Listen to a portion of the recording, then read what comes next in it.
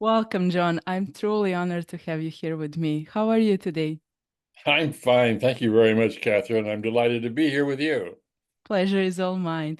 Would you like to share your story with us for the start? It's truly remarkable.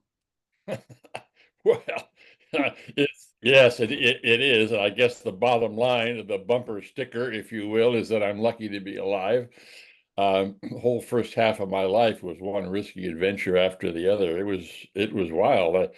I went to sea when I was just 17 years old on a freighter to the Far East. This is before container ships, when these ships were run by 50 or 60 big guys and whatever. And I learned a lot about life then at 17 years old with a bunch of seamen for the summer, you can imagine. And 2 years later, I hitchhiked around Europe and ended up in North Africa because I wanted to see a real war. And there was a real war then going on in Algeria, a colonial war. So I said, hey, that'd be fun. And so after climbing the Matterhorn, I went down to Morocco and hitchhiked into Algeria. And there's a wonderful picture of me with an American flag on my chest. I put an American flag on my chest because I wanted people to know I wasn't French or they'd kill me, because the French were fighting their Algerian rebels, right? Mhm. So that was fun, and the rebels were wonderful. They stopped cars going in my direction at gunpoint and told the driver to take me where I wanted to go. Here I go, about 19 years old. It's crazy. After that, the very next year, I was on a team of alpinists that made the first ascent of one of the most dangerous and difficult mountain faces on the planet, the north face of what was then called Mount McKinley. Now it's called Denali. It's such a dangerous climb. No one's done it since in 60 years. So anyway, that didn't stop me. And then we after college, I literally hitchhiked around the world, and I had a contract from a newspaper, and I went to every war along the way, filing dispatches. In those years, there was a war in Cyprus and Laos. The war in Vietnam for the Americans was just starting. Whatever, and I kept walking through it all. Again, I was hitchhiking, right? As a 22-year-old kid hitchhiking in some of the wildest, most dangerous places on the planet. So I ended up in Australia where I'm supposed to be going to graduate school, but I never really did because I had too much fun in the outback drinking beer and chasing girls. And it was a pretty wild life. But then I figured, hey, wait a minute, I'm not independently wealthy. I have to earn a living. So I applied to join the U.S. Foreign Service, the diplomatic corps, if you will. And I got in, and they didn't send me to any embassies where I would put on a suit and tie. Instead, I asked for difficult, risky things to do, and they sent me to one war and revolution after the other. I was in the middle of the first revolution in Libya when Muammar Gaddafi came to power, for example. And I just loved it. I mean, I was just feeding off the risk. I mean, when cars were burning in the streets and mobs were yelling, all the other people at the embassy were going crazy, and I was sitting there saying, "Yes, yes, bring it on." It was crazy. After that, they kept upping the ante. I asked to be sent to the most difficult assignment they had in Vietnam in the war, Mhm. and they did. I was advisor to the city of Hue in the northern part of what was then South Vietnam. And it was, in fact, a very dangerous place. I won't tell you all the war stories, but there are plenty of them, and bullets whistling past my ear, all the rest of it, uh, bombs and guns and lots of horrible things. I was involved in a lot of intelligence and counterintelligence operations that were pretty brutal. Mhm. But mind you, at this stage of my life, I was big and tough and smart, and I knew how to duck. So I survived the bullets and I survived the mountain climbing falls. And then at a certain point, and here I confess, I wasn't a kid anymore. I was now about 38.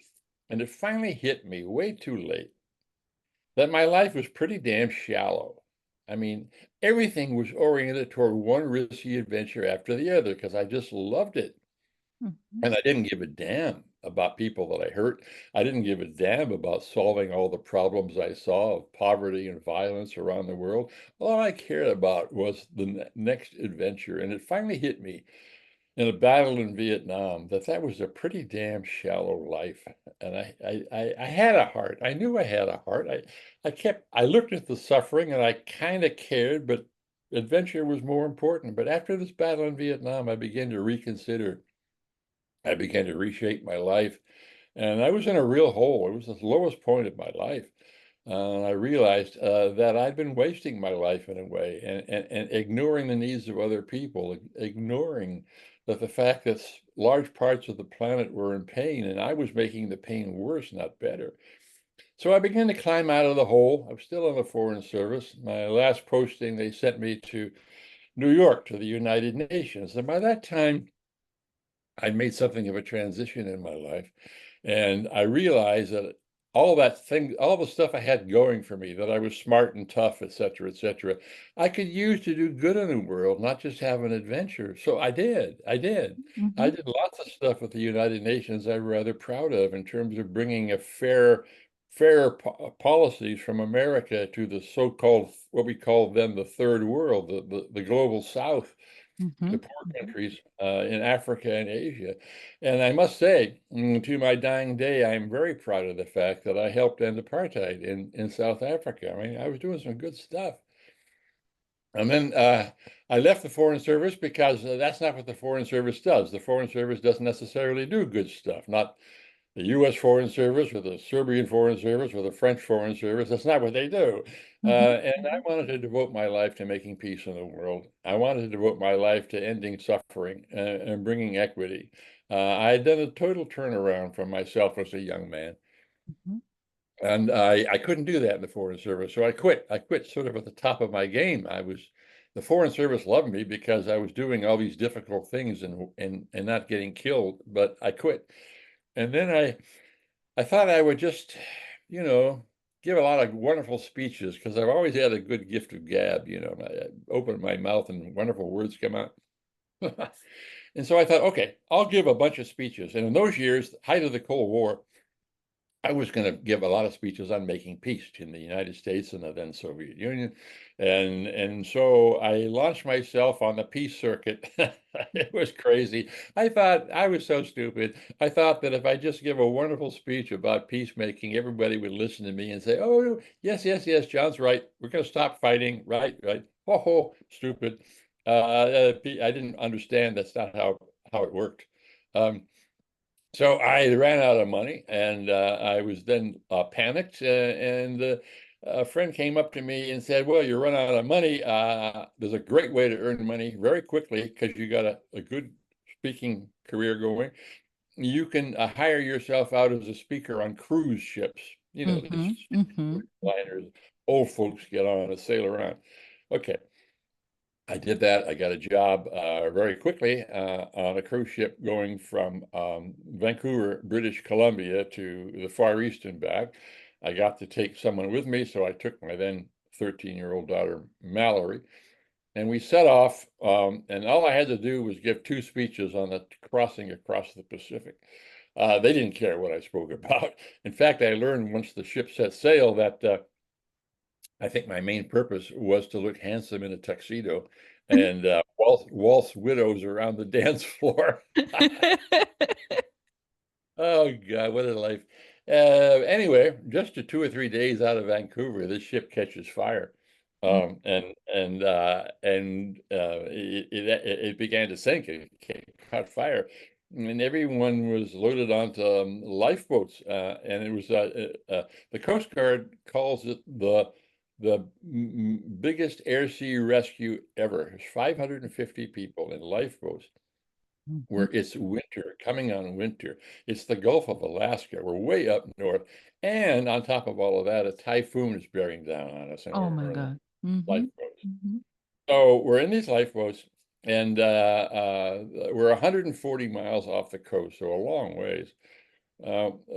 Helicopters come out from bases in Canada and Alaska, and they can only pick up one person at a time, and they hoist them up into the helicopter, take them to in this case, it was an oil ship, a tanker that had answered the SOS, drop them on the deck of the tanker, come back for more people, etc. So it was a very slow process for over 500 people. Indeed. Mhm. And the weather was getting worse. In the beginning, the seas were fairly calm, but now we were getting into the first part of a typhoon, and the ship was beginning to rock, and people were really getting scared.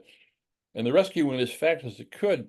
And finally, by about 2 in the afternoon, this all happened, by the way, in the middle of the night. Okay, we're in the Mhm. lifeboat in the middle of the night, but by 2 o'clock the next afternoon, we're still in the typhoon, but now there's only 8 of us, 8 men in the lifeboat, and the helicopter pilot says they can't come back because now we're in a typhoon, and Oh it's my God. suicidal for a helicopter to fly in a typhoon. You just can't do it. So our only hope for rescue is a Coast Guard cutter, a small boat, small ship, that's frantically searching this wild ocean, and the visibility is now down to maybe 100 meters. The winds are gusting to 60 knots. The waves are almost 30 feet, which means going up and down 60 feet, if you can Mhm. imagine, six-story Mhm. building up and down. We were all deathly seasick, and more to the point, we were all dying of hypothermia because it was so cold. Mm. I knew from my mountain climbing experience, we'd all be dead in a matter of hours. But the key thing was daylight. That Coast Guard cutter looking for us, it was hard enough to find us a little dot on the ocean when there was still light. But once it was dark, we had no lights, no flares, nothing, none of that equipment worked on our lifeboat. So once it was dark, we were dead. And they would either find our corpses in the morning or we'd be thrown out of the lifeboat, but we'd be dead. So I watched the light beginning to ebb, and I thought, oh, out of all the stuff I've done in my life, all of these crazy things that I've done in my life, I mean, wars and revolutions and mountain climbing, I've always walked away from it. So I've always thought I was indestructible. But now, maybe it's different. Maybe this is the end because the odds of getting rescued were like 1 in 1,000. I don't know. They were very slim.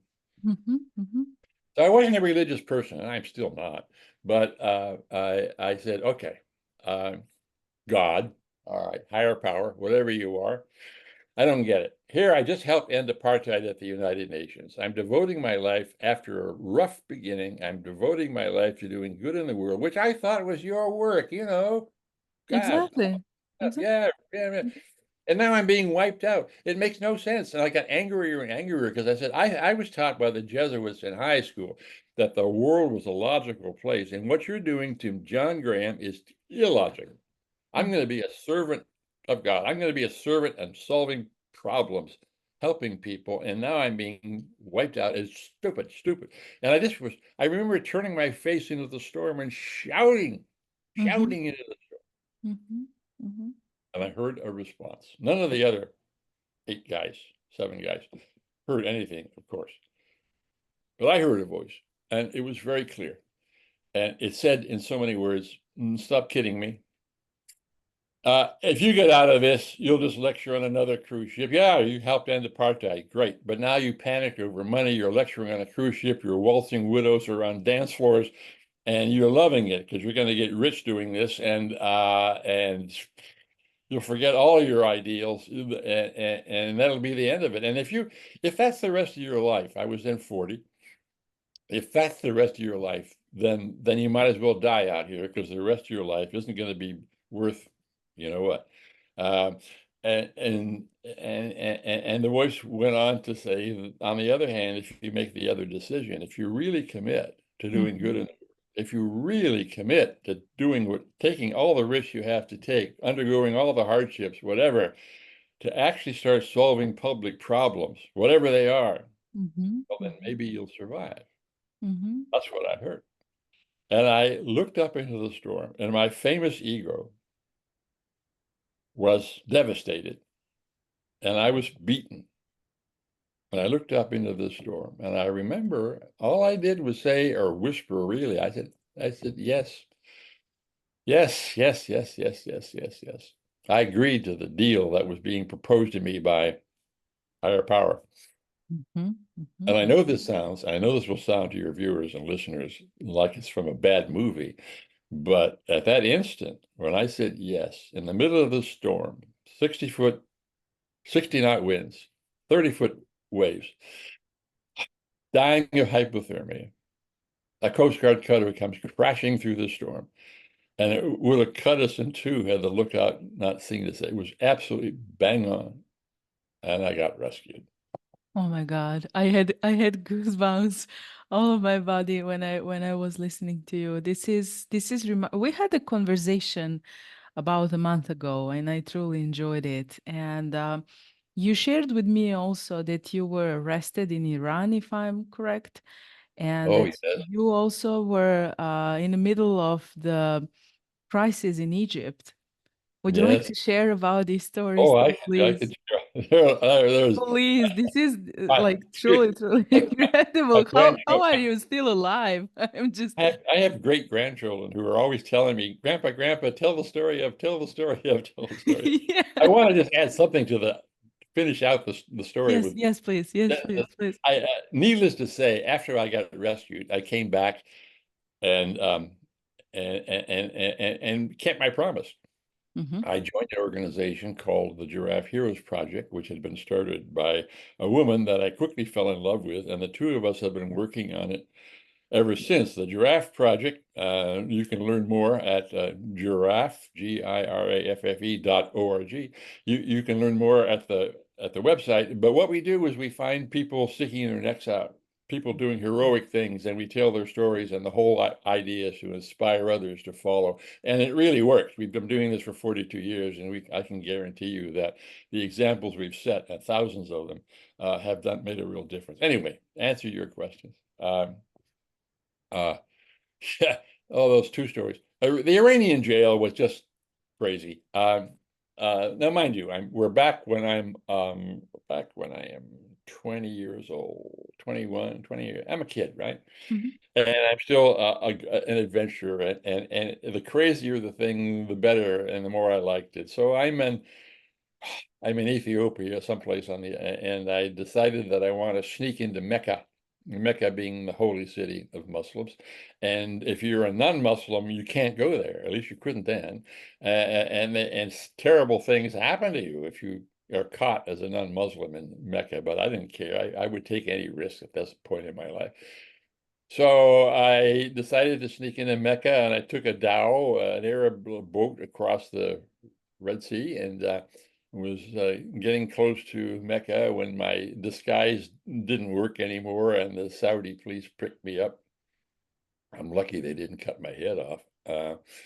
And they basically threw me out of the country. I had to use my precious travel money, which I didn't have much of, to fly across the country to Bahrain, and I had 24 hours to get out of the country. And when I arrived at the Bahrain airport, I only had an hour left, and the only plane left that was going to fly out within an hour was one going to Tehran in Iran. And so I had no choice. I went on that plane. I didn't. Someone told me, or whatever. I neglected the fact that I needed a visa to get into Iran. So I arrive in Mehrabad Airport in Tehran without a visa. But there's a sleepy guard there, and he waves me through. So I figure I'm in Iran legally. I didn't. But being thrown off course like that, I had really wanted to see Baghdad and the markets and all that in Baghdad. So I reverse course and start hitchhiking across Iran west toward Iraq. And I get to the border, and at the border guard notices I don't have a visa. So they declare I'm a spy and they arrest me and they hold me in a mud hut jail, which is where you pick up the story. I was held in a mud hut jail. And of course, I don't speak Farsi, they don't speak English. And I have no idea that if they're going to blindfold me and put me up against a wall and shoot me or whatever, and it's a mud hut jail, so they don't have any. To feed me, they have to march me through the village to a restaurant and sit down while I eat. And the my captors, the local police, are very proud of themselves. And the villagers collect and they hear the story of capturing a Yankee spy, an American spy, and it's a great story. And oh my God, I'm going to be here forever. Well, anyway, I'm 500 miles away from the American embassy, which is in Tehran. And so they finally decided that they have to do something. So they put me under armed guard in a car and start driving me back toward Tehran. And I get as far as Karamshar, and I go before a magistrate who happens to be educated in a U.S. university, speaks perfect English, and he looks at me and just says, "You damn fool," uh, and he throws me out of Iran. And so I end up flying to Baghdad, and then getting a proper Iranian visa in Iraq, and then coming back into Iran, hoping that the same border guards aren't on duty at the same village border crossing because they'll think I escaped jail. And on I went, and I hitchhiked across Iran and then India and on down to where I was headed, which was Australia, where I had a graduate fellowship from Harvard University at the University of Adelaide. Mhm. So that was that story. Uh, and the second thing you asked me about was, what was it? Egypt. It was Oh, about well, Egypt. that's a much simpler story. This is many years later. I left the Foreign Service, and in my part of the Giraffe Heroes Project, which I mentioned briefly earlier, was in starting overseas affiliates of, and I called it all Giraffe Heroes International. And I was starting giraffe projects mostly in Africa and some in Asia, doing the same thing we did in the United States, which is finding local heroes, finding heroes and telling their stories, and then inspiring people in that country to say, "Hey, I can do that," and doing it. And the problems were intense, as you know. There were dictators, there was violence, there was tribal violence, there were crimes, unspeakable crimes against women. Um, there's a lot of problems out there. So we started Giraffe Heroes International, and one of the targets was Egypt and under a military government. So, I couldn't help myself. And when I got to Egypt, I started teaching classes in citizen activism. In other words, raising hell, because they really wanted the progressives in Egypt really wanted to get rid of the military government and return the country to some semblance of democracy. Um, and of course, the military government didn't think much of that.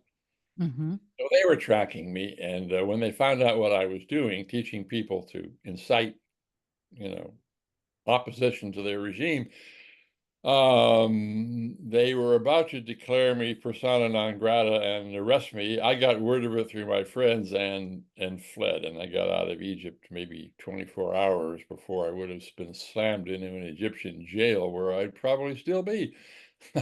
uh, so that was another close call. So these are a couple of close calls, but my life's been full of them, and I'm like, the proverbial cat. I have not only 9 lives, I've probably had 90. I keep walking away from all these things, more or less unscathed. But I kept that promise on the lifeboat. Hmm. Hmm. And working with the Giraffe Project and also working as a peacemaker on my own. For example, I helped arrange a ceasefire in Cambodia with the Khmer Rouge. I helped in a very, very small way write the Oslo Accords, working for years on the Middle East between the Palestinians and Israelis, Hmm. for which I was thrown on the no-fly list here in the United States. President Bush put me on a list of public enemies, which made it very difficult for me to get on an airplane. That's because in dealing as a peacemaker in the Middle East, I was smart enough to know that I couldn't just talk to one side, and I had plenty of friends on the Israeli side, but I really didn't know the story of Hamas and Hmm. the other violent Palestinians. So I went down to a Hamas camp in southern Lebanon, and I spent a day learning their side. And boy, did I get an earful of their problems and anger and historical grievance and all the rest of it, which is now pretty well known since the invasion of last year. People are reading up on what was done to the Palestinians in 1947, 1948. Hmm. So anyway, I come back. I get the French security services grab me at the airport in Paris and grill me about my visit because obviously I've been tracked. But they let me go, so I fly back to the United States, and I figure that's the end of it. And then a couple of weeks later, I'm flying on a very innocent plane flight down to California to see my granddaughters, and I'm stopped at the airport in Seattle Hmm. and given a letter that says that I have been declared a threat to civil aviation and a threat to national security, and I'm on the no-fly list. Somehow I managed to get on that plane down to California and come back. But ever since then, I've been on that no-fly list. The no-fly list became a joke after a while because it was so poorly administered. They were putting babies on it and famous movie stars on it and stuff. So, Mhm. well, whatever. I wear that now as a badge of honor that I'm on America's no-fly. And Uh, now, John, from this perspective, what do you think is the most important in life? yeah. Well, I've had a lot of looks at different things that I thought were important in life. I thought, as I said, for the whole first half of my life, that adventure and risk-taking was the most important thing. Mhm. And then, especially after that episode at the United Nations, where I helped do some good stuff like end apartheid, it became obvious to me that the real meaning in life, and we all seek it. Yeah, the first thing that became obvious to me was that there's no bigger motivation for any of us than that our personal lives be meaningful. What do I mean by that? I mean, you look in the mirror in the morning and what looks back at you. You want to know there's a reason for it, that you're not just here on the planet taking up space, that there's a purpose why you're here for 80, 90 years or whatever. Mhm. What is that purpose? You need to find it. Mhm. So, and I also know from my experience and many others' experience that when you do find it, and you know this is true, all your listeners know this is true, when you find people, perhaps yourself, where you've really found some meaning in life, and it might be a wonderful relationship, or it might be helping solve your town's problems, or it might be global warming, or it might be contributing to peace in the in the Middle East or something, but something that you're involved in. And when you're involved in it, you light up.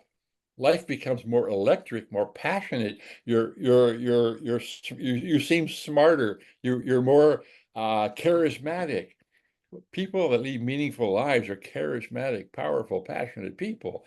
And so we all want that.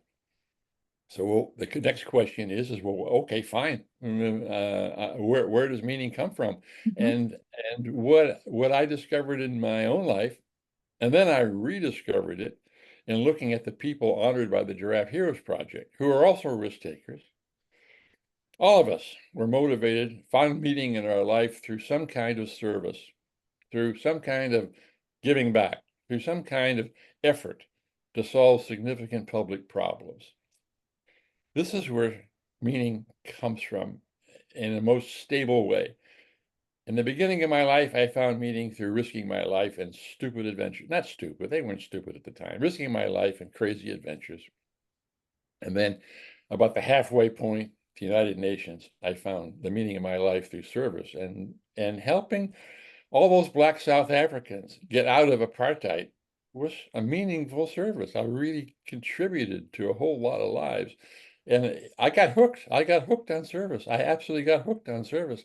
And I never stopped doing that. And at the Giraffe Project or helping deal with Middle East problems or whatever, it's my whole effort has been to find where I can best put whatever talents I have to solving some difficult public problem. And that might be a local problem. For example, there are a lot of environmental problems here where I live in the Pacific Northwest of the United States. Mhm. Uh, and people get really angry and cross about that. Well, I can help be a mediator between the various factions here. Or maybe it's contributing on a global scale. I do a lot of podcasting, for example, and a lot of it is on issues like sustainability, talking to people about the need to be aware of and to help deal with global climate chaos, Mhm. uh, whatever. I do what I can, and it's very difficult here in this country to try to be a voice of sanity in our political process going on in the United States now, which is just awful. Um, and I'm 82 years old, so I don't know how many years I got left, but I'm going to keep doing the same thing as a personal as a person and through the Giraffe Heroes Project with my wife and with our organization, the Giraffe Heroes Project, through my books. Let me just point out that readers want more information. There's a book called Quest, Quest. Mhm. Mhm. It's a memoir. In fact, over my shoulder, there's a bunch of run with a red spine on a bookcase. I can see them looking at it. Hmm. Anyway, so there's a book, and there's a johngraham.org is my website with more on me than you ever want to know. So Hmm. anyway, that's who I am, and that's what my long answer to your question is there's nothing more important than finding personal meaning in life, and my experience is that the most stable, long-lasting, satisfying source of meaning is some kind of service. You define what that is. I can't, but you define what service is in your life and then do it. Put your whole self into it. I couldn't agree more. This resonates with me so much. And I think I found my purpose to help people do what they love and live free. And that's everything that I do. So thank you so much for sharing with that with us. John, please tell us a little bit more about Giraffe Project. You mentioned something, but I guess my audience would like to know more. Yes, yes, I'm delighted to do that. First of all, I want to say again that I didn't start it. I'm not smart and creative enough. But I met this woman when I was at the United Nations. Her name was Ann Medlock. She was a writer and editor in New York City, and a single mom. And we were together in a writers group, a group of people that got together once a week to read things we had written and get constructive criticism and try to improve our writing skills. And this group met in Anne's living room. I didn't know her, but I was assigned to this group. So I started showing up, and there came a night that she was this luminous being. I fell madly in love with her, and it was absolutely wonderful. And at the same time, this is when I was starting doing my speeches. I mentioned that before, that I was doing all these speeches to the peace groups and getting nowhere. But I thought that's what I could do, and I thought that's the way you achieve peace in the world. You give wonderful speeches. But Anne had a different take on it. Hmm. She looked around at New York in her world, and of course, she lived in New York City, and looked at all the way that media treated bad things, and the wars and revolutions and crimes against women and gang violence and poverty, all that stuff. And she saw that the media never treated the good, rarely treated the good stuff, people doing good in the world, solving problems. There was always people making the problems that got the front pages. So she decided she would basically start a news service, basically in competition with the major services, Uh-huh. NBC, CBS. She would start a service focusing just on those people that were doing good things. And she called it the Giraffe Heroes Project because doing this takes a risk. And in English, sticking your neck out, what giraffes do, a long neck, means taking a risk. So she started it, she called it the Giraffe Heroes Project, and she began looking for people sticking their necks out. She found them all over the place. But since she was in New York, many of them were New Yorkers, so looking to solve New York problems. So she would go around with a tape recorder and interview them, get audio from these people, and then she would go hang around the stage doors on Broadway and get, movie stars, stage stars, and they were very happy to do it, to do the voiceovers. And she would then combine the voiceovers with the real spoken voices of these giraffe heroes, and she would create stories. And in the beginning, she put them up on LPs. What do you call it? Vinyl records. So many Yes. of your listeners are way too young to even know what a record is, but there used to be these things that went round and round on a turntable, and so she would put these stories, a minute, 2 minutes long, on vinyl records and send them out to radio stations. And at first, nobody would play it, but then they began to play it, small stations mostly, then it caught on. And it began to grow rapidly, and people loved these stories. They were uplifting and they were positive and they were well written and dramatic. And of course, any story of risk taking is dramatic. But this time the story was dramatic for someone doing good in the world, solving a problem, not the opposite. So it began to grow. And at that point, I'd fallen in love with Anne. So I thought I'll try and help this woman. She's doing a wonderful thing. And so I did some administrative things, like I wrote the bylaws and filed the legal papers to start her organization, the Giraffe Project. But then when I fell in love with her and we got married, everything she was doing became way more important. And I began to see more to the point. It wasn't just being in love. It was Anne taught me the power of story, the power of storytelling. And I began to realize that the egotistical way of preaching at people didn't work very well. You didn't, it's hard to change people's behavior by preaching at them. But telling them a story, having them identify with someone in a story was a way to change people's behavior. And that had been true for hundreds of thousands of years, beginning with cavemen around their campfires. I mean, the troubadours of the Middle Ages, they were storytellers. And kings used the storytellers to help influence their people, especially young people, because they knew that people would listen to the stories, stories of Sir Galahad and the Knights of the Round Table and all the other stuff. Stories were powerful means of changing behavior. And Anne instinctively knew that. And I finally got it. So we were on board beginning, oh, I don't know, 30, 40 years ago. I think 84, 83, 84. And the Giraffe Project's been going ever since. Now we've honored over 1,500 Mm-hmm. Giraffe Heroes now in those 40 years. We've organized and distribute a program for schools that goes all the way from preschool on through high school. We have this, I mentioned this Giraffe Heroes International of overseas affiliates. I do books and blogs and podcasts and whatever. And it's a big organization, and it's become a worldwide force and a worldwide movement. And this is what we do. So, that's how it all happened, and that's how the Giraffe Project happened. And of course, we're not using vinyl records anymore or press releases. Yeah, we used to mail paper. Yeah. We used to mail paper press releases. Can you believe that? Or fax machines. Some of your readers may know what a fax machine is. We fax these stories to radio stations. Now, of course, we use this social media, and we try to stay abreast of the latest means of social media to distribute these stories. And we have a huge database, which your listeners, viewers can access, again, by going to giraffe.org, and you'll see at the top in the nav bar how to get to the giraffe stories. There are 1,500 there, or what, each one more compelling and interesting than the one before. And so we keep doing that. And there's no reason to stop doing it because it works. I don't know, I can't say, but I suspect that through all of our work, we've literally influenced millions of people to at least consider the idea that perhaps the meaning in their life does not come from money, does not come from power, certainly doesn't come from risking your life on mountain climbs or dodging bullets. It comes from doing good. It comes from making a positive difference on the planet. So, that's what we do. That's what the Giraffe Project does. We'll keep doing it. We're now, of course, senior citizens. So we're looking at different ways of legacy, of turning this whole operation over to younger people.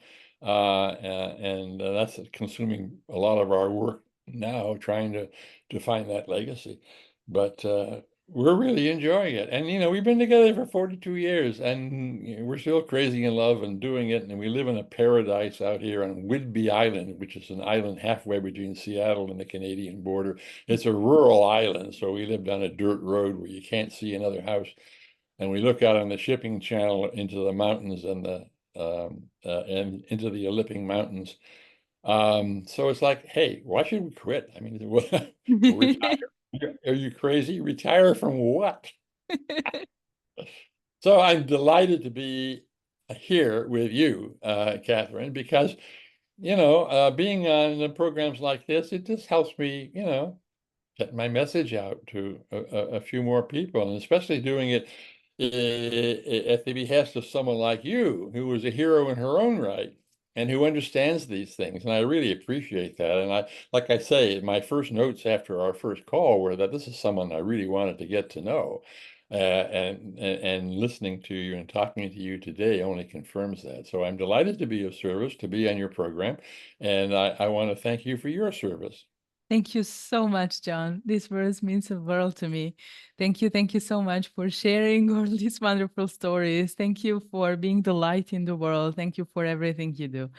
And of course, thank you for being my guest. I really truly enjoyed, and I hope you did too. I did. I did indeed. Thank you very much for inviting me. Thank you. Bye bye.